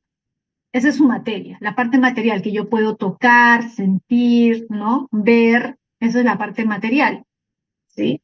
Y la parte formal, la forma, es la esencia. En el caso de los objetos como una taza, su forma, su esencia es su diseño. Porque, por ejemplo, si yo tuviera un vaso acá, tú te darías cuenta, te dijera, te preguntaría, ¿no? A ver, ¿cuál es una taza? ¿Esta o esto? Tú identificarías que la taza es esta. ¿Y cómo lo identificas? Por la forma, el diseño, ¿sí? Es decir, el diseño es su esencia. Si no tuviera, por ejemplo, esta asa, tú dirías que no es una taza, ¿sí o no? ¿Sí? A pesar de que estas dos tazas son diferentes por el color, ¿no? Y otras cosas, en el diseño, digamos, su esencia es la misma. Entonces tú te puedes dar cuenta que las dos son tazas, a pesar de que son diferentes, ¿sí? Entonces, ¿qué es una sustancia? Un compuesto de materia y forma. Forma, diseño. Por ejemplo, acá también tengo este libro. Materia, bueno, está hecho de papel, etcétera, ¿no? Forma. Ah, ya, en este caso, bueno, el libro tiene una forma especial, ¿no? Rectangular, ¿no? Tiene que tener hojas en su interior, tiene un lomo, etcétera, ¿no? Puedo tener un libro diferente, pero tienen cosas en común. Lo que tienen en común, su diseño básico es el mismo. Ahora, eso es en el caso de objetos, una silla, una mesa, un libro, pero en el caso de otro tipo de seres, por ejemplo, un perro, un gato, un ser humano, ya puede ir cambiando. ¿Por qué? Porque no es solamente su figura, no es solamente su silueta, son otras cosas, ¿sí o no? Las que hacen que un ser humano sea un ser humano. Por ejemplo, yo te puedo poner un robot que tiene la misma silueta que un ser humano, pero ¿es un ser humano? No, no, ¿cierto? Porque hay otras cosas más importantes que distinguen al ser humano que simplemente su figura, que es diferente en el caso de la taza. La figura sí es importante, ¿te das cuenta? El diseño sí es importante. En el caso del hombre no es tanto la figura o el diseño, es algo más. ¿Se entiende? Entonces, lo que dice Aristóteles es, el mundo, la realidad, es un conjunto de sustancias. La realidad está compuesta de sustancias y cada sustancia es un compuesto de materia y de forma. Pero además, la materia y la forma son indesligables.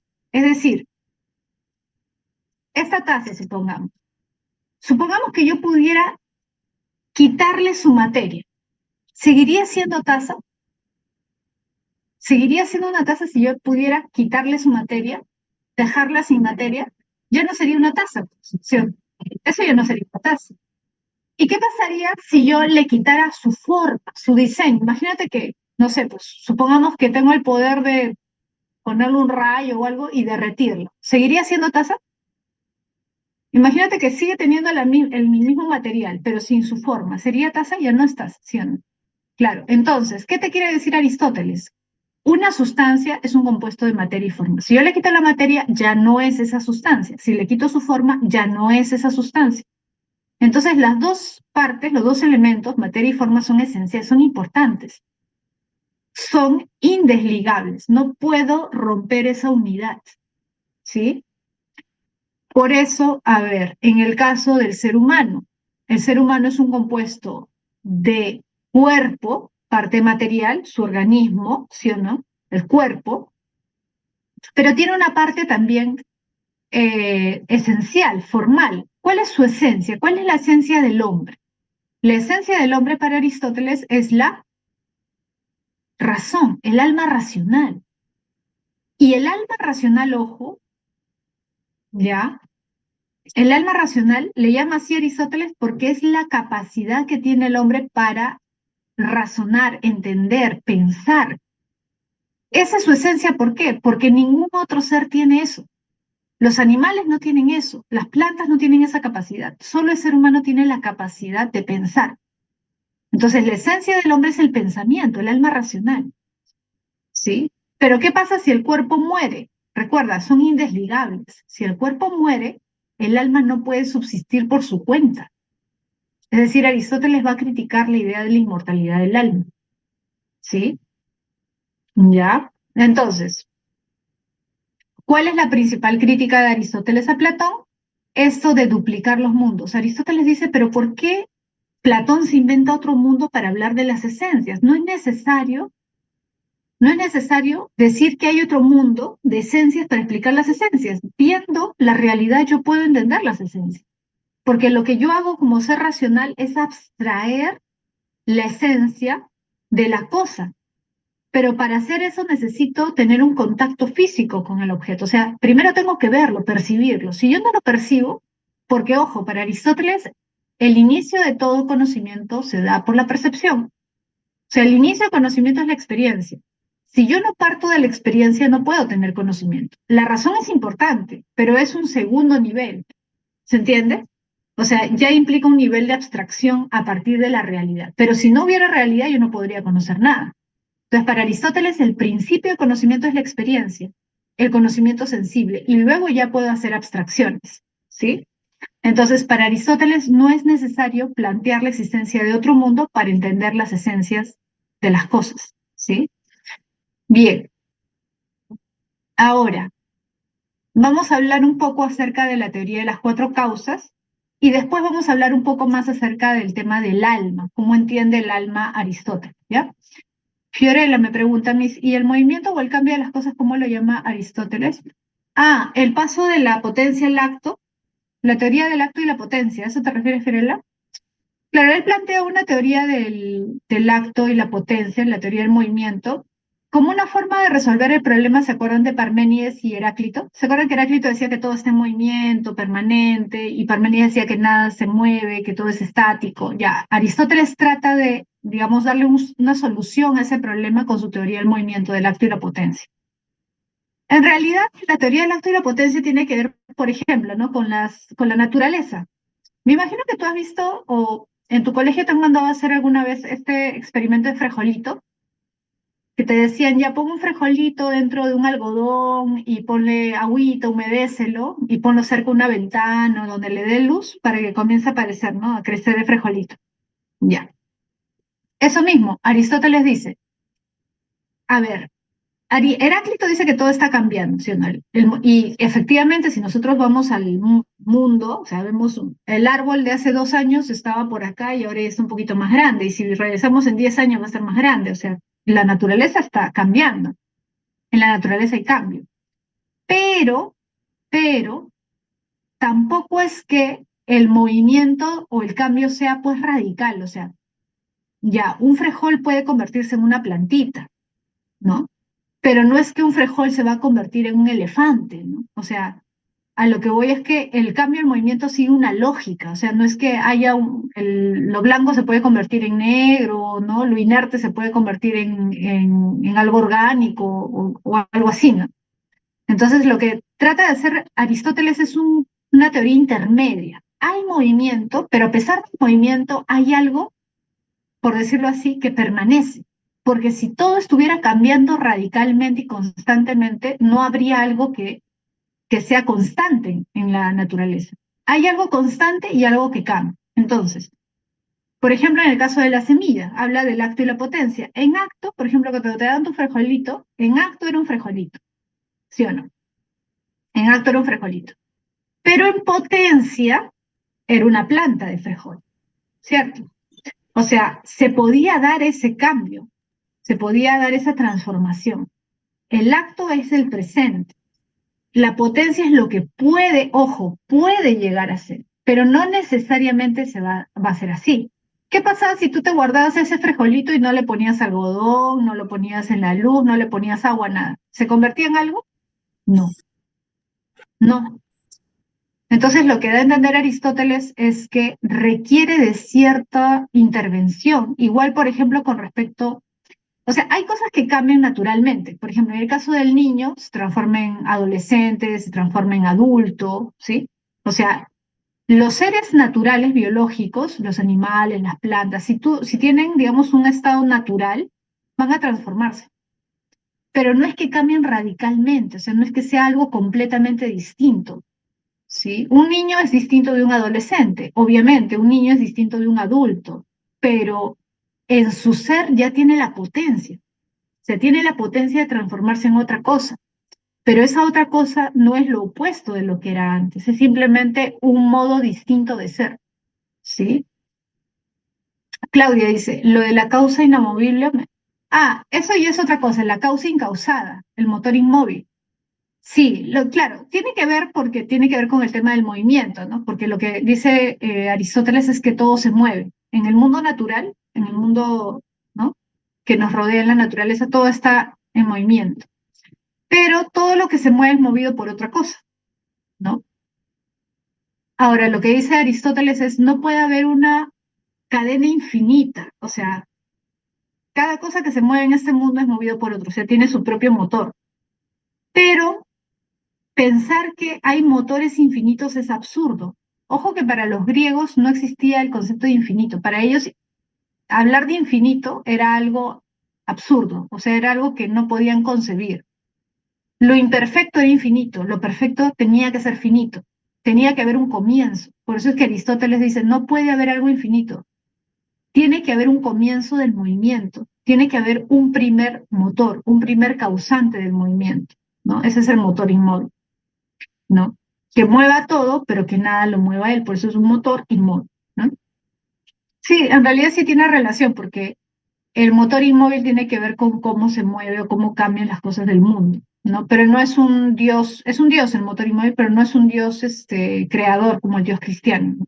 El dios cristiano crea las cosas de la nada, el motor inmóvil no crea nada, el motor inmóvil simplemente mueve, le da movimiento, ¿no? Al mundo.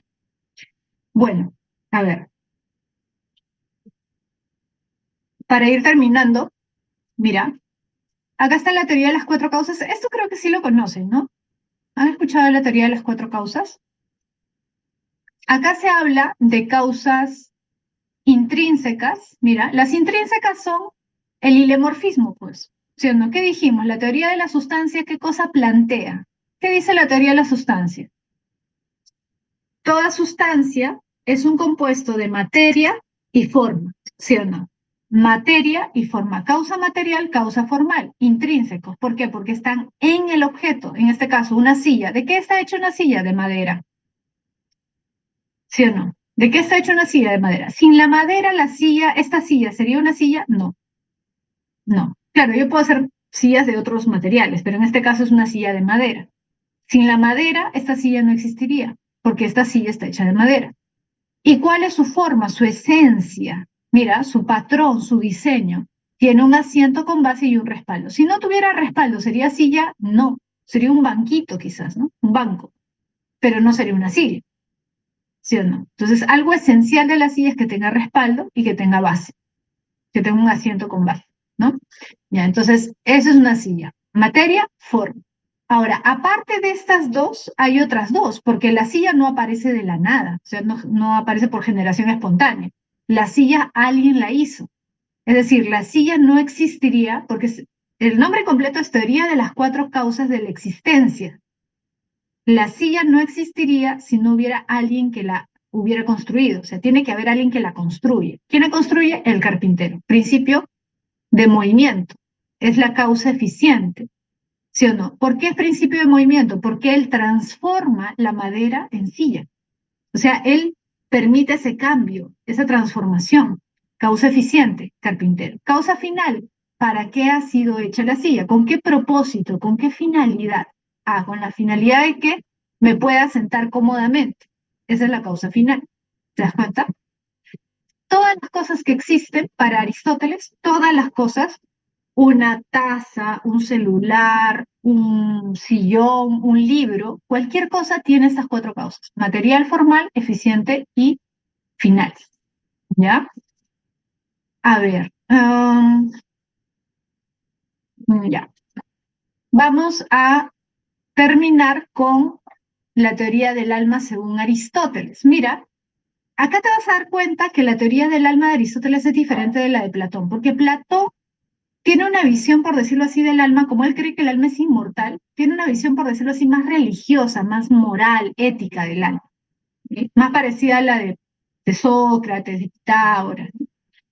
Pero en el caso de Aristóteles no, porque como te decía, Aristóteles era, era un filósofo al que le interesaba también la investigación de la naturaleza, o sea, le interesaba conocer los cuerpos vivos, cómo funcionaban, por ejemplo, los organismos de los animales. Él hacía experimentos también con animales para entender cómo funcionaban interiormente, etcétera. Entonces, para Aristóteles, el alma está ligada con las funciones del cuerpo. Mira, el cuerpo y el alma son inseparables. Entonces, el alma permite las funciones del cuerpo. Están ligadas las funciones del cuerpo con el alma. Ojo, para Aristóteles, los seres vivos tienen alma.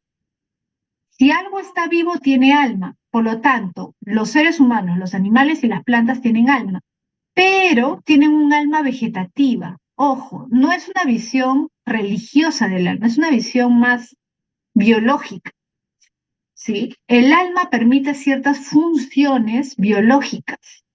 Por ejemplo, el alma vegetativa está ligada a la nutrición, crecimiento y reproducción. ¿Quiénes se nutren, crecen y se reproducen? Las plantas, los animales y las personas, ¿sí? Ahora, hay otro nivel, el nivel del alma sensitiva, fíjate. Alma sensitiva ya no tienen las plantas, solamente lo tienen los animales y las personas. Y el alma sensitiva, ¿qué funciones cumple? La sensación y el movimiento. Por ejemplo, los animales se desplazan, los seres humanos también se desplazan. ¿Las plantas se desplazan? No, según Aristóteles, ¿no? Ahora sabemos que sí. Sensación. Los animales sienten calor, sienten frío, sienten dolor, sienten hambre, ¿no? Ven, escuchan. Los animales tienen alma sensitiva, igual que el ser humano. Pero hay un nivel superior, que es el nivel del pensamiento, el alma racional. La razón es algo que solo el ser humano tiene. Solo el ser humano tiene razón, los animales no. Entonces, en conclusión, ¿qué tiene el hombre? Alma vegetativa, alma sensitiva y alma racional. Las tres. ¿Qué tienen los animales? Alma vegetativa y alma sensitiva. ¿Qué tienen las plantas? Solo alma vegetativa. ¿Se entiende? El hombre tiene las tres, los animales dos y las plantas solamente uno. ¿Sí? Bien, por eso es que Aristóteles dice que la esencia del hombre es la razón, el alma racional, ¿no? Porque es el pensamiento lo que distingue al hombre. Los animales no piensan, las plantas no piensan, ¿no? Bien, entonces lo vamos a dejar ahí porque esa era la última diapositiva y vamos a ir a la práctica, ¿ya? Para avanzar lo que podamos de nuestra práctica. A ver.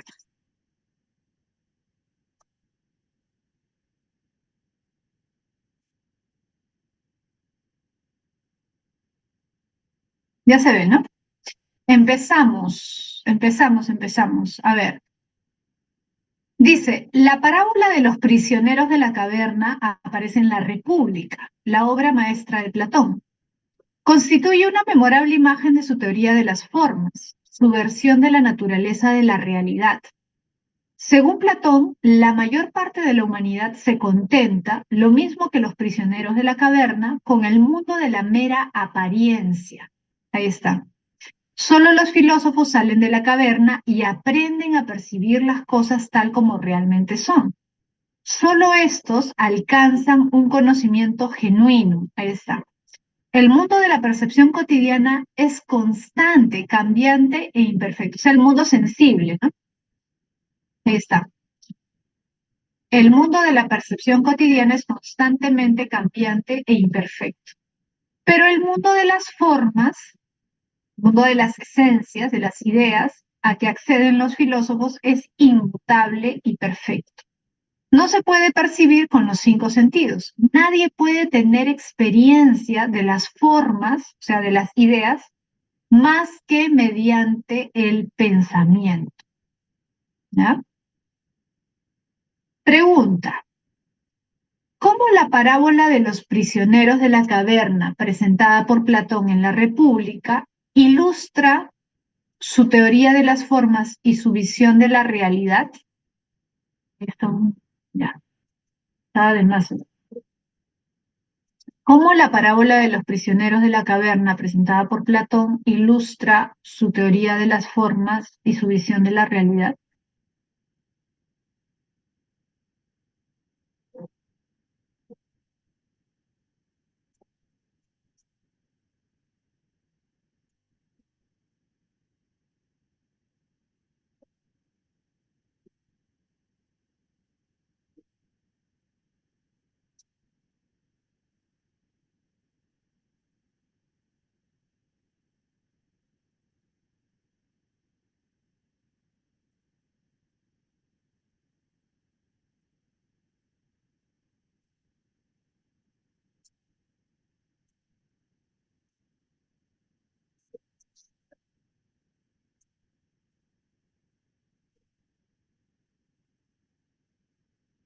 A ver, ¿qué dicen, chicos?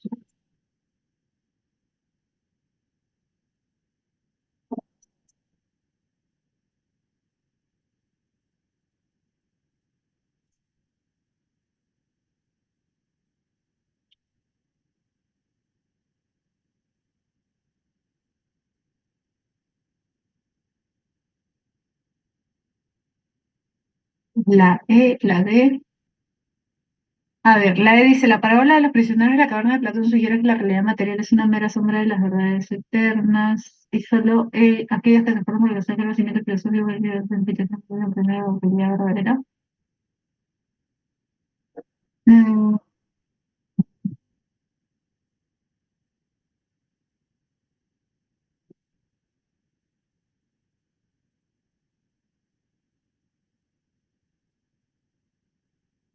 ya, sí es parte, pero claro, acá te preguntan, mira, ¿cómo la parábola de los prisioneros de la caverna, ¿no? Ilustra su teoría de las formas y su visión de la realidad? Esa sobre todo es la pregunta.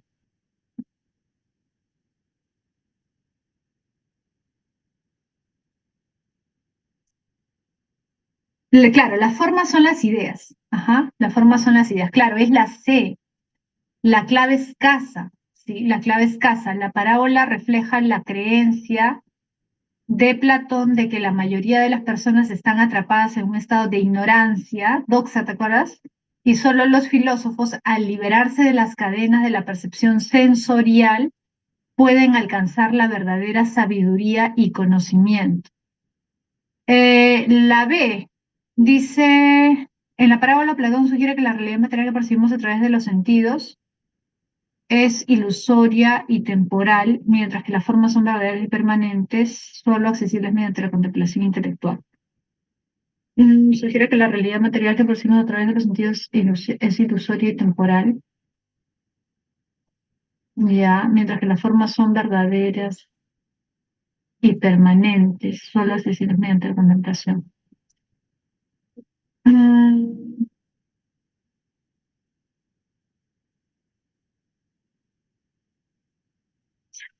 Sí, pero acá también te hablan de su visión de la realidad. Y si te das cuenta, sobre todo lo que busca Platón es hacer un contraste entre la ignorancia, porque la caverna que representa la ignorancia, ¿sí o no?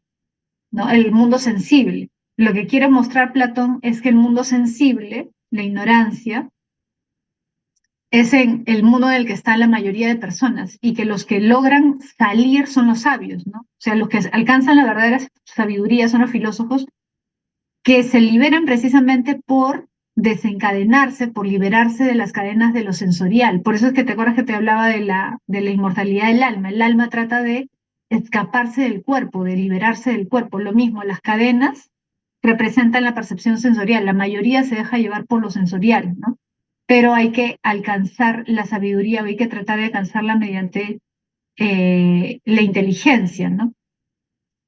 ¿Qué dicen las personas normales? A ver. Es porque la forma debe ser valor universal por lo positivo. Las personas no pueden hacerlo, para Platón, claro. Las personas normales. A ver, en la parábola Platón sugiere que la verdad no es relacionada a través de los sentidos, es sería temporal. Ya, mientras que las formas son verdaderas y permanentes. Solo sencillamente. O sea, no es incorrecta del todo. O sea, está bien la B. Solamente que el problema es que me parece que la más completa es la C, porque te hablan, o sea, acá te dicen solamente los dos niveles. Pero ¿qué cosa es lo que representa la realidad material? Representa precisamente ese estado de ignorancia, ¿no? Y si te das cuenta, la alegoría de la caverna también habla acerca del trabajo del filósofo, que es el que logra liberarse de las cavernas. En las seis, eso, claro, es que los filósofos, para Platón, el filósofo es el que logra salir. Ojo, no significa que, ya yo estudio filosofía y me hago sabio. O sea, para Platón los que salen son los sabios. Los que logran salir de la caverna se hacen sabios, pero son los filósofos. Para Platón todo, o sea, si tú sales, Paola, si tú sales de la caverna, eres filósofo. ¿Se entiende? Si tú sales de la caverna, eres sabio. O sea, el que sale de la caverna automáticamente es sabio, es filósofo. No importa si estudia filosofía o lo que sea, ¿no? ¿A qué le llama filosofía? Eres filósofo. Ajá. Ya eres filósofo. Claro, para Platón. Ajá, para Platón. Sí. Un filósofo no se refiere solo a los que estudian filosofía, sino a los que han logrado ese grado de contemplación. ¿Sí? Por eso lo que hace Platón en la academia es formar a la gente para que logre ese estado de sabiduría y pueda salir de la caverna, o sea, para que logre salir de la ignorancia. Ujú. A ver, vamos a la siguiente.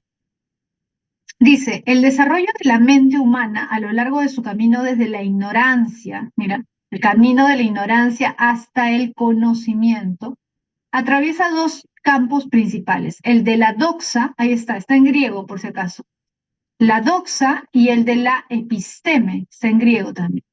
La episteme. Solo este último, o sea, la episteme conocimiento, puede recibir propiamente el nombre de saber. ¿Cómo se diferencian estas dos funciones de la mente?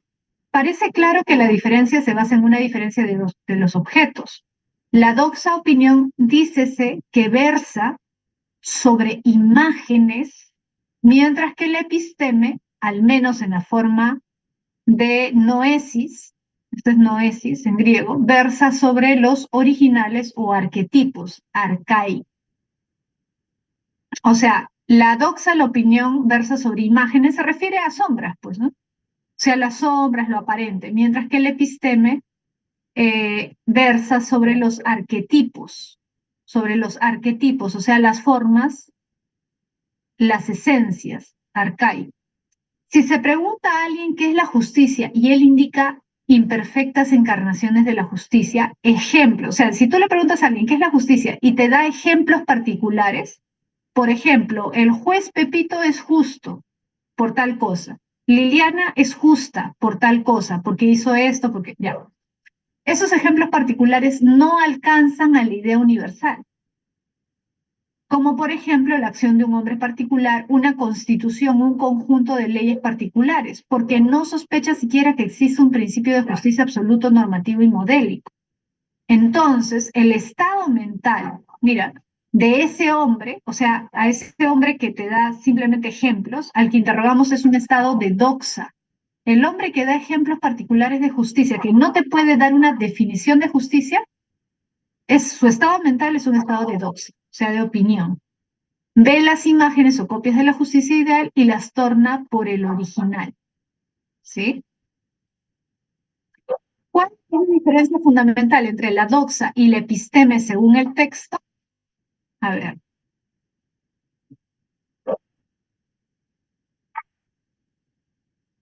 JP dice dado, Ever dice casa, Claudia dice casa, Ángela dice casa. Es casa, correcto, es casa. La doxa consiste, perdón, la doxa se relaciona acá con la aprehensión de las imperfecciones en la realidad, o sea, las cosas particulares, ¿no? Mientras que el episteme busca entender los principios absolutos y modélicos. Correcto, casa. 3. Según el texto, ¿cuál sería el estado mental de alguien que solo puede identificar ejemplos particulares de justicia sin reconocer la existencia de un principio absoluto y modélico de justicia?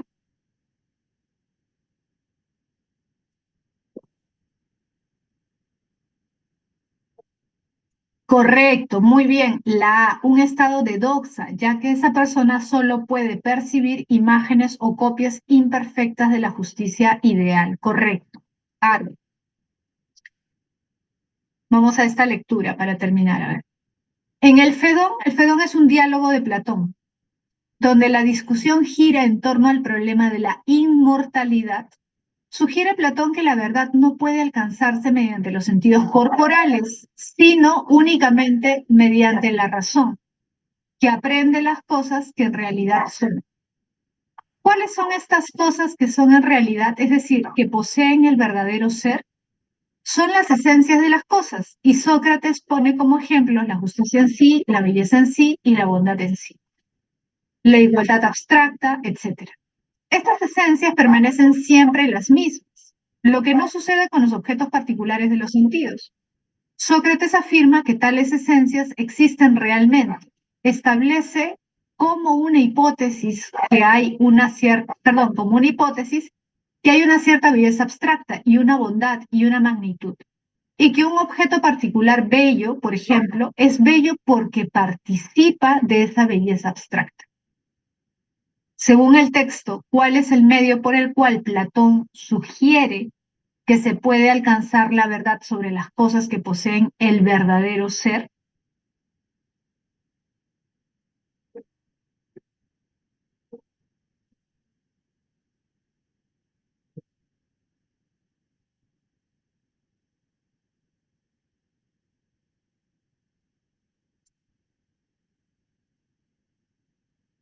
Correcto, muy bien. Casa únicamente mediante la razón que aprende las esencias de las cosas que en realidad son. Correcto, muy bien. Correcto. 4, casa. Ya.